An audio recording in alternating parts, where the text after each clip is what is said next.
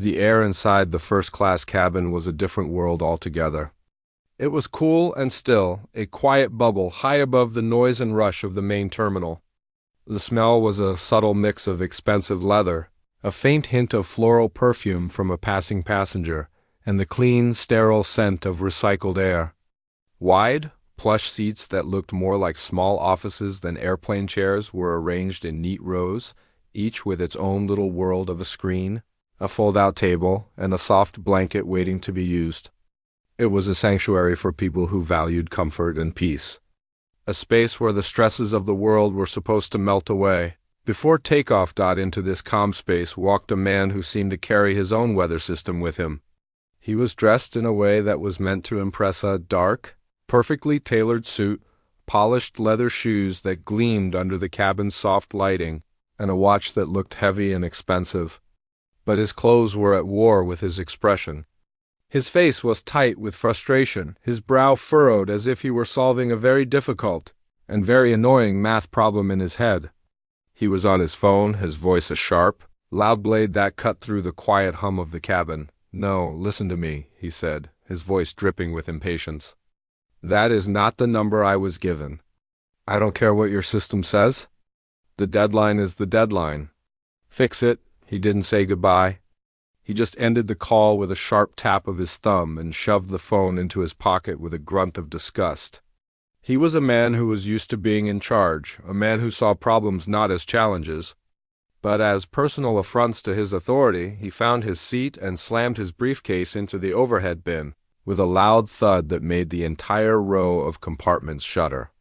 An older woman across the aisle looked up from her magazine, a flicker of annoyance in her eyes before she politely looked away. The man didn't notice her. He didn't notice anyone.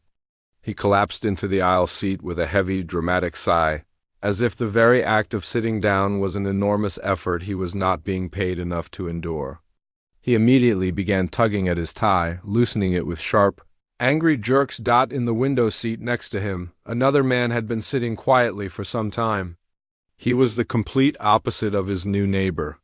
He wore a simple, comfortable hoodie, a worn-out t-shirt, and jeans that had seen better days.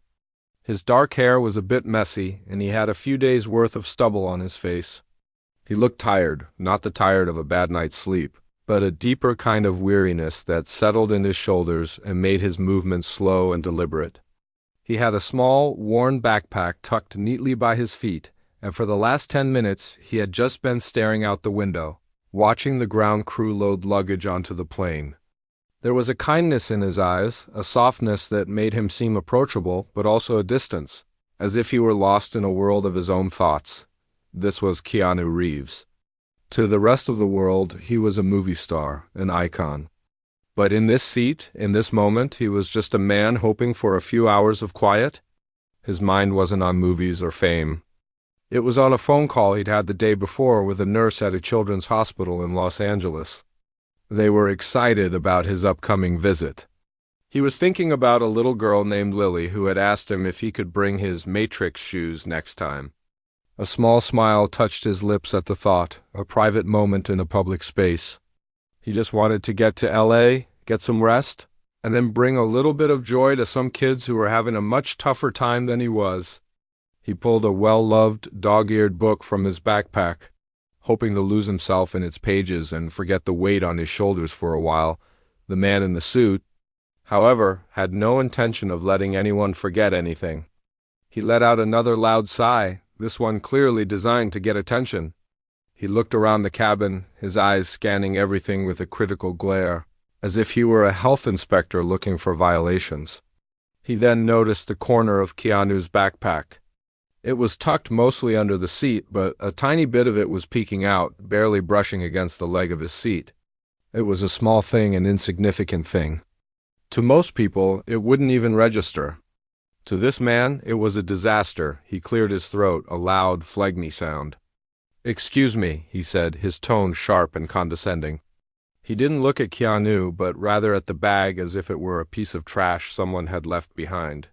Keanu looked up from his book, his eyes a little slow to focus. He saw the man looking down at his bag. "Oh," he said, his voice quiet and calm.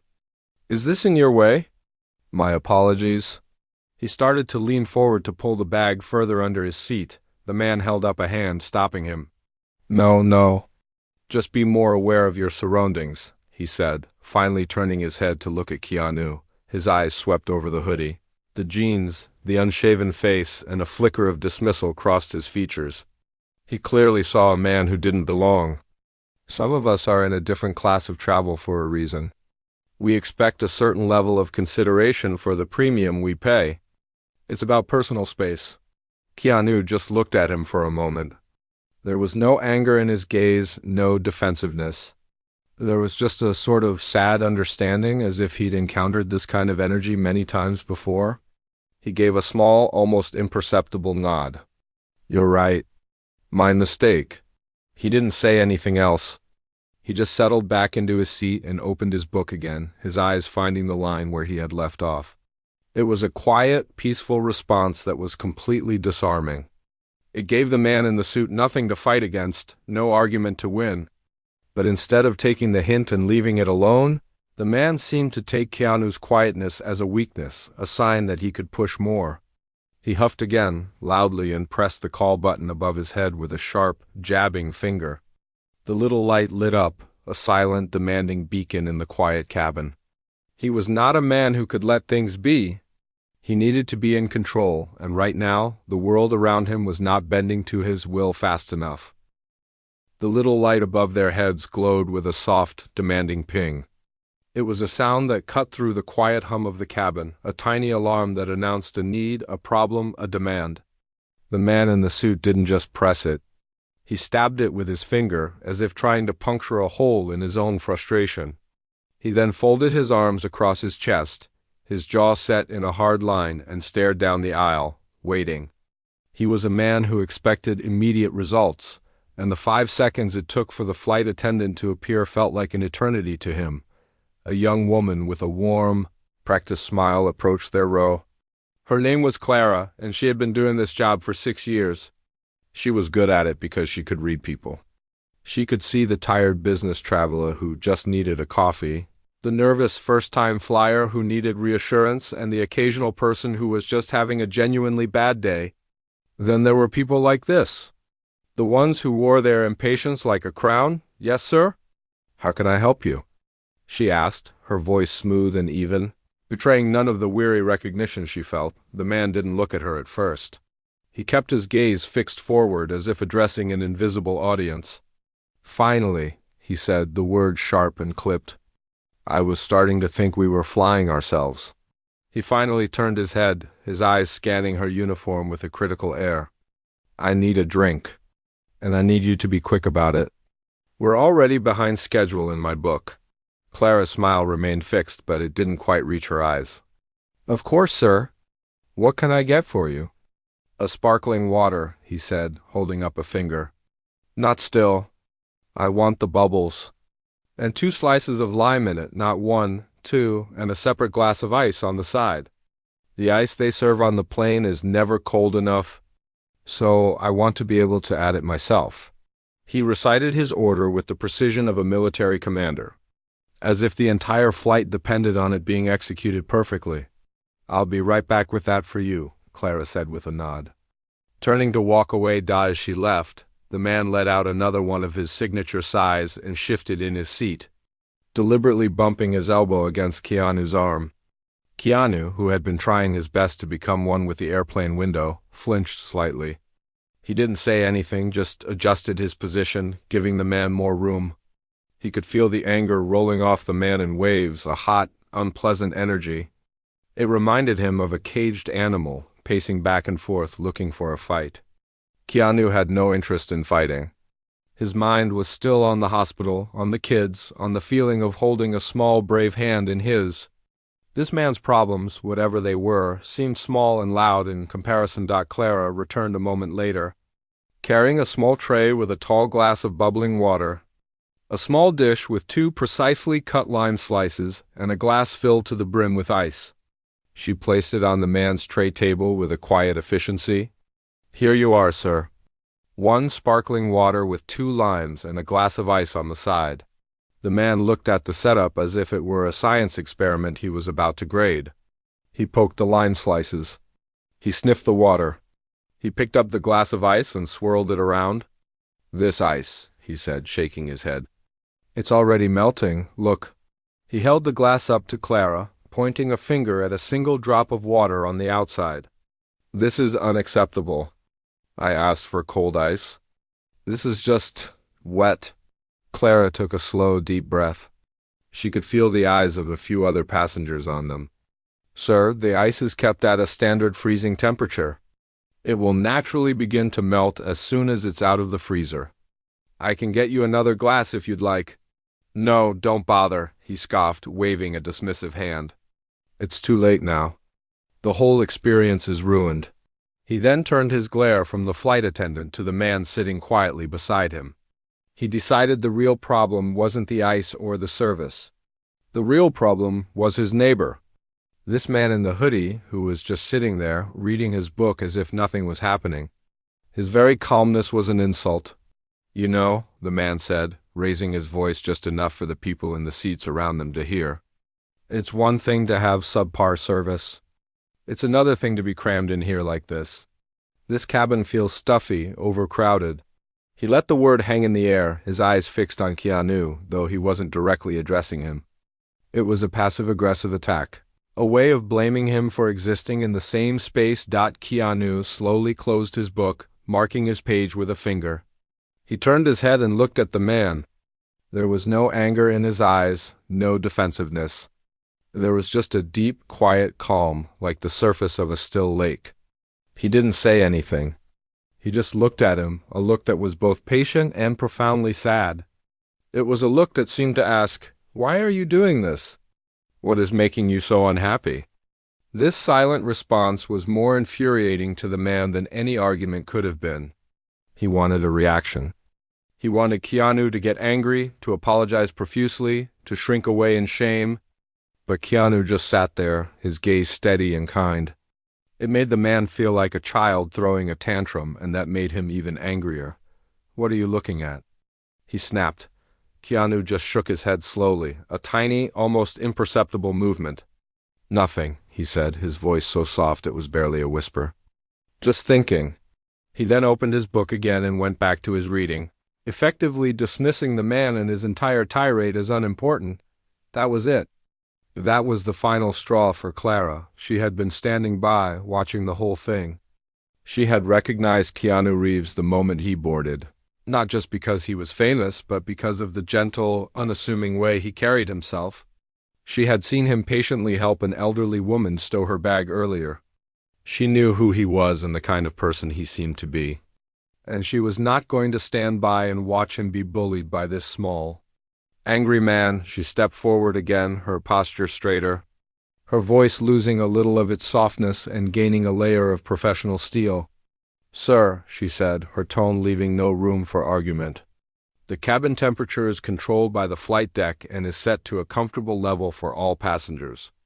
Is there anything else I can assist you with, or would you prefer I let you rest before we take off?"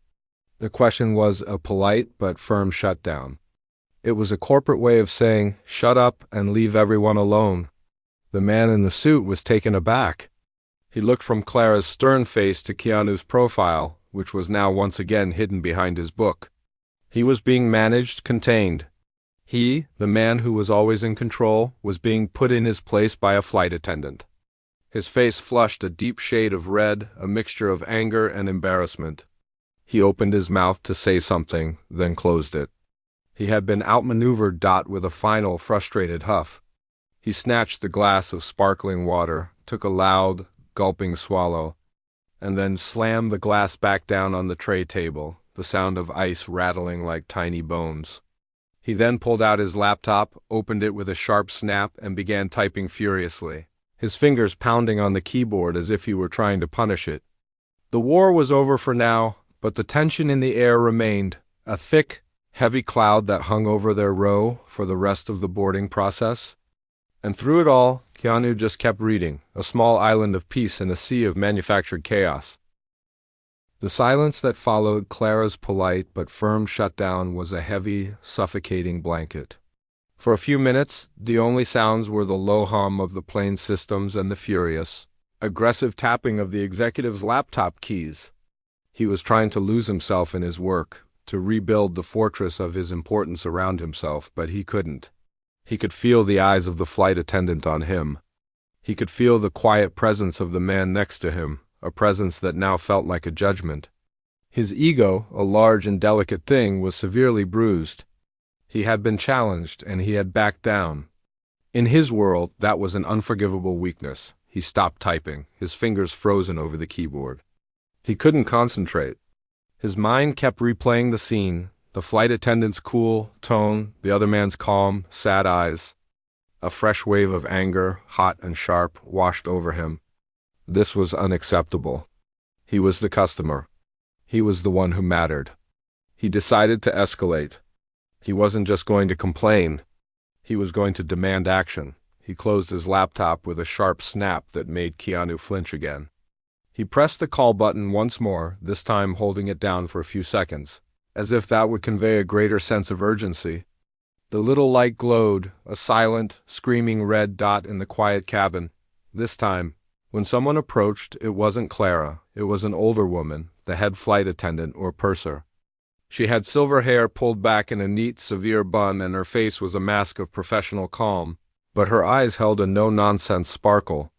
She had seen thousands of men like this in her 30 years in the sky. They were all bluster and insecurity, and she knew exactly how to handle them. "Sir, you pressed the call button," she said. Her voice was calm, but it had an underlying authority that Clara's didn't. "Is there an emergency?" The executive sat up straighter, puffing out his chest. "Yes, as a matter of fact there is," he said, his voice loud enough for the surrounding passengers to hear. He wanted an audience. "I have been subjected to the most appalling service I have ever experienced. Your staff is rude, unhelpful, and frankly incompetent.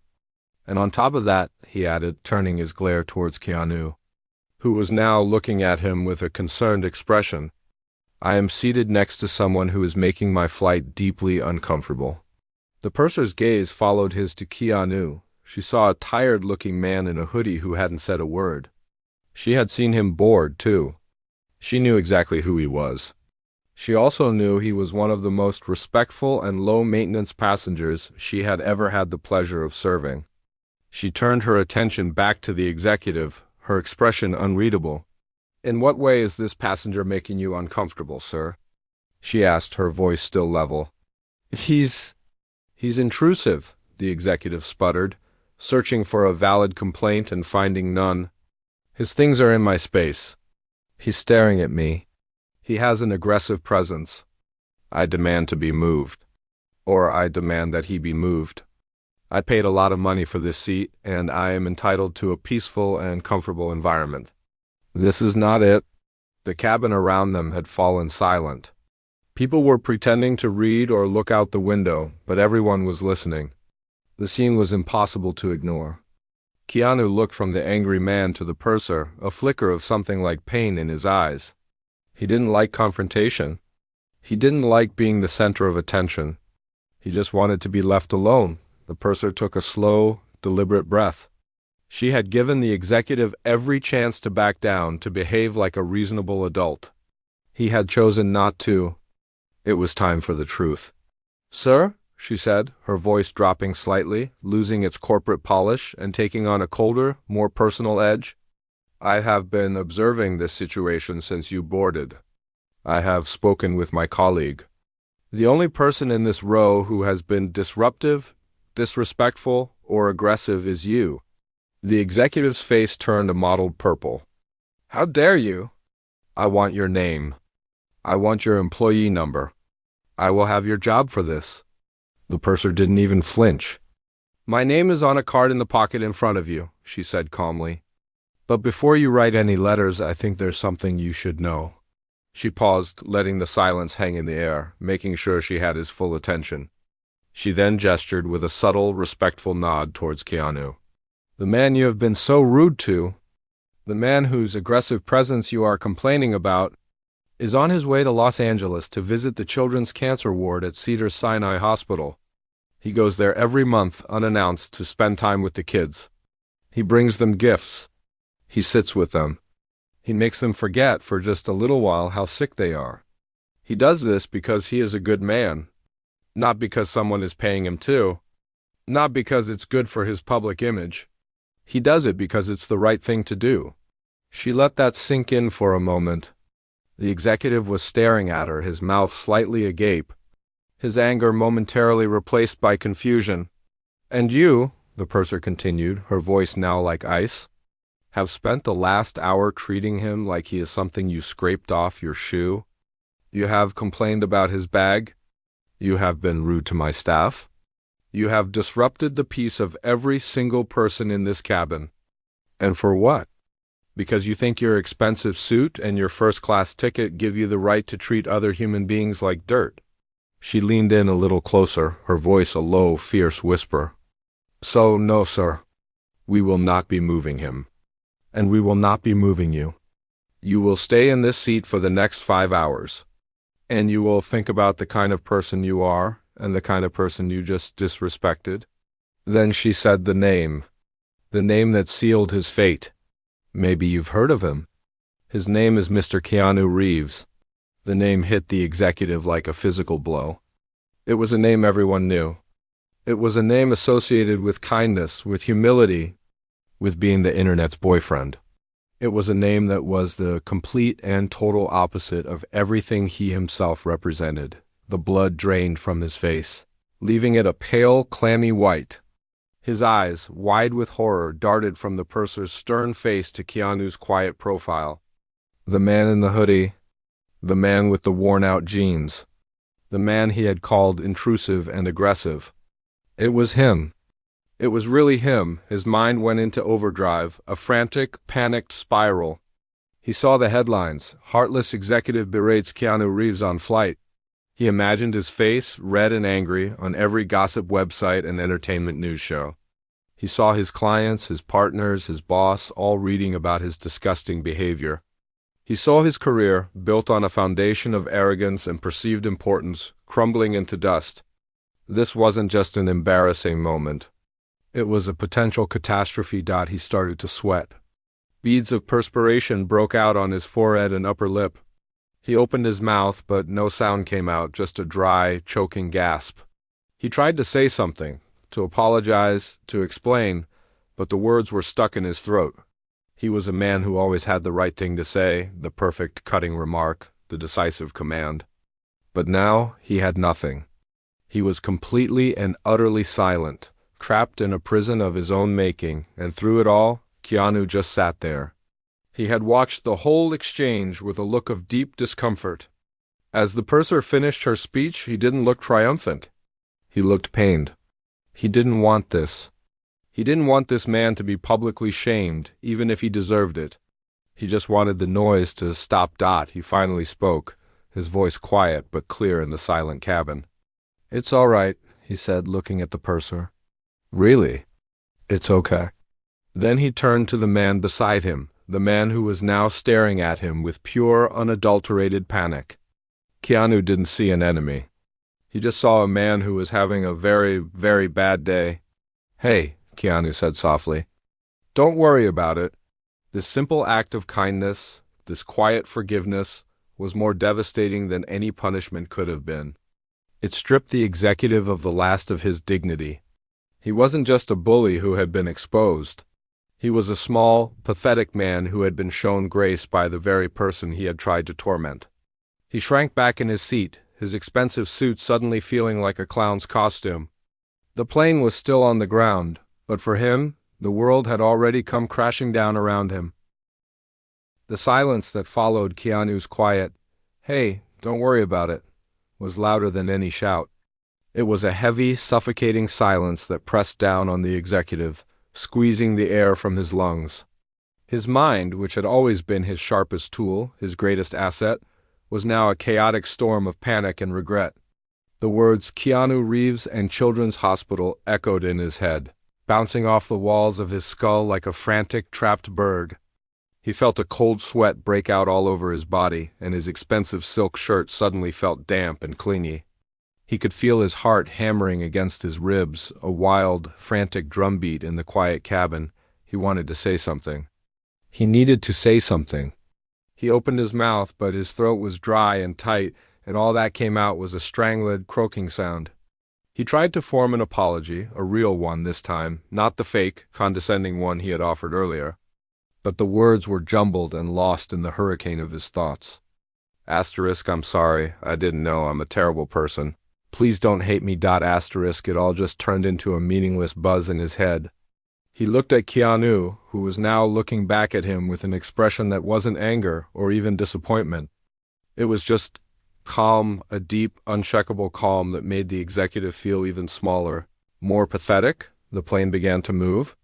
The gentle jolt as it pushed back from the gate felt like an earthquake to the executive's frayed nerves. The captain's voice came over the speaker system, a calm, professional voice talking about the flight time and the weather in Los Angeles. It was all so normal, so routine. But for the man in the suit, the world had tilted on its axis. Nothing would ever be normal again. He was acutely aware of every sound and every movement around him. The click of the seatbelts being fastened, the rustle of a newspaper, the soft murmur of conversation from a few rows back. It all felt like it was about him. He was sure everyone was talking about him. The rude man. The bully. The monster who yelled at Keanu Reeves. He risked a glance around the cabin. The purser was standing at the front of the cabin, her back to him, but he could feel her disapproval like a physical force. The younger flight attendant, Clara, was walking down the aisle, checking that everyone's seatbelt was fastened. When she got to their row, she looked directly at Keanu, gave him a warm, reassuring smile, and then completely ignored the executive, as if he were an empty seat. The snub was deliberate and public. It was a clear message. You are not worthy of our attention. You are less than nothing. The older woman across the aisle, the one who had looked up when he slammed his briefcase into the overhead bin, was now staring at him openly. There was no pity in her eyes, only a cold, hard contempt. She shook her head slowly, a tiny, almost imperceptible gesture that felt like a verdict. He quickly looked away, his face burning with shame. He was a pariah, an outcast. He was trapped in a metal tube miles in the air, surrounded by people who despised him, and the most famous, kindest man in the world was sitting right next to him, witnessing his utter humiliation. As the plane taxied towards the runway, the executive's mind continued its frantic downward spiral. He saw his career flashing before his eyes. He was a partner at a prestigious law firm. His entire reputation was built on an image of power, control, and impeccable professionalism. What would his clients say if they saw this? What would his boss say? He could already imagine the email, the subject line reading, "Urgent, PR crisis." He could see the grainy photos, taken on a passenger's phone, his face red and angry, his mouth open mid-shout. The headlines would be brutal. High-powered lawyer's meltdown on plane. Attorney from Hell Harris's Keanu Reeves. His name would be ruined. Everything he had worked for gone. All because of a few moments of arrogance. A few cups of melting ice, the plane's engines roared to life, and the aircraft began its rapid acceleration down the runway. The force pushed him back into his seat, a physical manifestation of the pressure he was feeling inside. He squeezed his eyes shut, his hands gripping the armrests so tightly his knuckles turned white. He was not afraid of flying. He had flown hundreds of times. But this time, he felt a primal fear. He wished the plane would just break apart, wished it would all just end, because the alternative landing and having to face the world was too terrifying to contemplate. He felt a light touch on his arm. His eyes flew open and he flinched, expecting to see the purser or a security guard. But it was Keanu. He was holding out a small bottle of water. The executive just stared at it, his mind unable to process the simple act of kindness. "You look like you could use this," Keanu said softly. His voice almost lost in the roar of the engines. The executive slowly reached out and took the bottle, his hand trembling. I... He stammered, but he still couldn't form the words. Keanu just gave him a small, sad smile and then turned his head to look out the window as the plane lifted off the ground. He didn't say anything else. He didn't wait for a thank you. He just offered a moment of human connection to a man who had shown him none. And then he retreated back into his own world. This small, simple gesture was the final blow. It wasn't anger or revenge that broke the executive. It was grace. Undeserved, unearned grace. He felt a lump form in his throat, and his eyes began to sting. He, a man who hadn't cried since he was a child, felt the hot, shameful tears welling up. He quickly turned his head to the side, pretending to look out his own window, blinking furiously to keep them from falling. He was not a good man. He knew that now. He had built his life on a foundation of sand, and the tide had just come in. The plane leveled off at cruising altitude, and the seatbelt sign dinged off. The purser's voice came over the intercom, announcing that the flight attendants would soon be coming around with the beverage service. The executive knew they would not be stopping at his row. He was a ghost, an inconvenience. He was trapped in his own personal hell, a prison of his own making, with 5 long hours left to serve. He unscrewed the cap on the water bottle Keanu had given him and took a small, shaky sip. The water was cool and refreshing, but it tasted like regret. He leaned his head back against the seat, closed his eyes, and surrendered to the long, silent, and deeply miserable flight ahead. The 5 hours of the flight were the longest of the executive's life. They stretched out into an eternity of silent, self-inflicted torture. He was a ghost in his own seat, a prisoner in a first-class cabin. The hum of the engines was a constant, low-frequency reminder of his predicament, a sound that vibrated deep in his bones and matched the frantic thrumming of his own heart. He didn't move, he didn't read, he didn't work.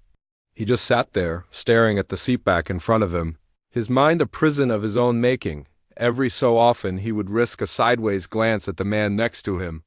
Keanu had finished his book, and was now watching a movie on the small screen, a pair of simple headphones over his ears. He was completely absorbed, a small smile playing on his lips at a funny scene in the film. He looked so normal, so peaceful. He wasn't a movie star in that moment. He was just a guy on a plane enjoying a movie. And that normalcy was the most damning thing of all. It was a mirror, and in it, the executive saw how abnormal, how grotesque his own behavior had been. He had created a storm of anger and entitlement over nothing, while this man, who had every reason to be entitled, had simply asked for peace. The flight attendants continued their work, weaving through the cabin with drinks and snacks. When they came to his row, the purser would ask Keanu if he needed anything, her voice warm and respectful. She would then look straight through the executive as if he were invisible. He was a non-person.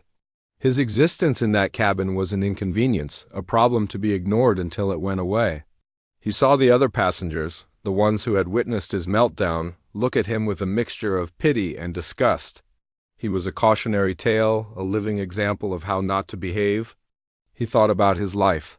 He thought about the long hours he worked, the deals he closed, the people he stepped on to get to where he was. He had always told himself it was worth it, that success was the only thing that mattered. But sitting there, in the suffocating silence of his own shame, he realized how hollow it all was. He had a big house and an expensive car, but he didn't have a single person in his life who would truly miss him if he were gone. He had colleagues, not friends. He had acquaintances, not family. He was alone, and for the first time, he felt the full, crushing weight of that loneliness. As the plane began its descent into Los Angeles, the captain's voice crackled over the speaker system, announcing the weather and the expected arrival time. The sound jolted the executive from his stupor. The end was near. The fantasy of the plane flying forever, of never having to land and face the consequences, was over. His heart started pounding again, a frantic, desperate rhythm against his ribs. He could feel the sweat beading on his forehead. What was he going to do? Should he try to run? Should he hide in the bathroom until everyone was gone? The plane touched. Down with a bump and a roar of the reverse thrusters. The jolt was a final, brutal return to reality. They were on the ground. The seatbelt sign dinged on, and the cabin came alive with the sounds of people shutting down their devices. Gathering their belongings and stretching their legs, the executive remained frozen, his hands clenched into fists in his lap. He knew he couldn't just run away. That would be cowardly, and he was already so many terrible things. He didn't want to add coward to the list. He had to say something. He had to try, one last time, to apologize. He watched as the passengers in the rows ahead of them stood up and began to file into the aisle. He waited, his throat dry and tight, his mouth tasting like ash. Finally, the aisle was mostly clear. He took a deep, shaky breath and turned to face Keanu, who was calmly putting his book into his worn backpack. "Excuse me," the executive said, his voice a hoarse, broken whisper. Keanu stopped what he was doing and turned to look at him. His expression was patient, his eyes clear and kind. He didn't say anything, he just waited. I'm so sorry," the executive stammered, the words tumbling out of him in a rush. "I know I said that before, but I didn't mean it, not really. I was having a bad day. I was stressed about work and I took it out on you. There's no excuse for it. I was a jerk, a horrible, arrogant jerk." He looked down at his hands, unable to meet Keanu's gaze. "What you do, what the purser said, that's incredible. And I treated you like you were nothing. I am so ashamed. I just wanted you to know that." He fell silent, his chest heaving. He had said it. It wasn't eloquent, it wasn't pretty, but it was true. He braced himself for a lecture, for a cold stare, for a well-deserved "I told you so," but none of that came. There was just a long, quiet moment. Then he felt a light touch on his arm. He looked up. Keanu was looking at him, not with pity, but with a sort of understanding. "We all have bad days," Keanu said softly. "And we all get stressed.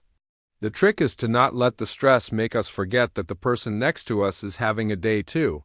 He gave a small, gentle shrug. "It's just about being kind. That's all." He then took his hand away, gave a small, final nod, and turned to slide his backpack into the overhead bin. It was that simple. No anger, no judgment, just a quiet piece of wisdom offered freely. It was more profound than any sermon the executive had ever heard. Keanu stood up and waited for the aisle to be completely clear before he stepped out. He didn't look back. He just walked off the plane, disappearing into the jetway with the quiet, unassuming grace of a man who was completely at peace with himself and his place in the world. The executive sat there for a long moment, the weight on his chest feeling just a little bit lighter. He finally stood up, straightened his tie, and walked off the plane. But he didn't rush to his connecting flight. He found an empty gate at the end of the terminal, one with a big window overlooking the runway.